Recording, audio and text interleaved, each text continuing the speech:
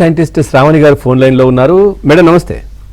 నమస్తే అండి. మేడం, ఋతుపవనాలు అయితే విస్తరించాయి. 2-3 రోజులు ఇటు రాష్ట్ర వ్యాప్తంగా వర్షాలు బాగానే ఉంటాయి అన్నట్టుగా కూడా వస్తోంది కదా, ఏంటి మేడం దీనికి సంబంధించి?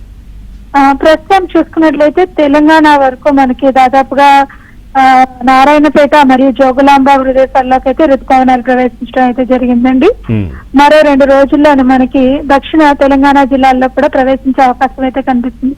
రేపు చూసుకున్నట్లయితే మనకి ఈ రోజు నమోదే వర్షపాతంలోని దాదాపుగా మనకి వికారాబాద్ ఈ పరిసర ప్రాంతాల్లో కూడా చేరుకునే అవకాశం అయితే కనిపిస్తుంది.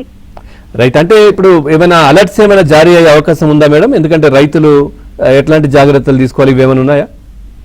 ప్రస్తుతానికైతే చూసుకున్నట్లయితే ఈ వర్షాన్ని వచ్చే 3 రోజులు కూడా మనకి అక్కడక్కడ భారీ వర్ష సూచనలు కనిపిస్తున్నాయి. ముఖ్యంగా దక్షిణ తెలంగాణ జిల్లాలైన వికారాబాద్, రంగారెడ్డి, నల్గొండ, సూర్యాపేట ఈ జిల్లాలన్నింటిలో, అలాగే కొంచెం మెదక్, సంగారెడ్డి ఈ కామారెడ్డి పరిసరాల్లో కూడా అక్కడక్కడ 1-2 చోట్ల భారీ వర్ష సూచనలు అయితే కనిపిస్తున్నాయి. వచ్చే 3 రోజులు కూడా ఈ వర్షాలని రైతులు దాదాపుగా ఇప్పుడు దక్షిణ తెలంగాణకు చేరుకోవడం జరిగింది.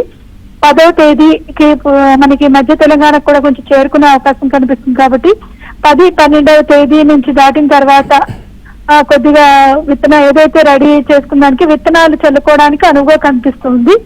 జూన్ నెలలో చూసుకున్నట్లయితే వర్షపాతం మనకి తెలంగాణ మొత్తం కొంచెం ఆశాజనకంగానే కనిపిస్తుంది. కొంచెం సాధారణం కంటే అధికంగా కూడా నమోదే అవకాశం ఉన్నందున ఇప్పుడు దాదాపుగా 10-12వ తేదీన కొంచెం చేసుకుంటే చదును చేసుకున్న నెలలో 12వ తేదీన మనకు విత్తనాలు నాటుకుంటే దాదాపుగా నెలాఖరికి కొద్దిగా మొలకలు అయితే రావడం అయితే జరుగుతుంది. ఈ విషయాలు మనం ఆల్రెడీ వ్యవసాయ శాఖ అందించడం జరిగింది. అలాగే మనకి డిజాస్టర్ మేనేజ్మెంట్ అథారిటీ కూడా ఈ 3 రోజులకి అలర్ట్స్ కూడా ఇష్యూ చేయడం అయితే జరిగిందండి.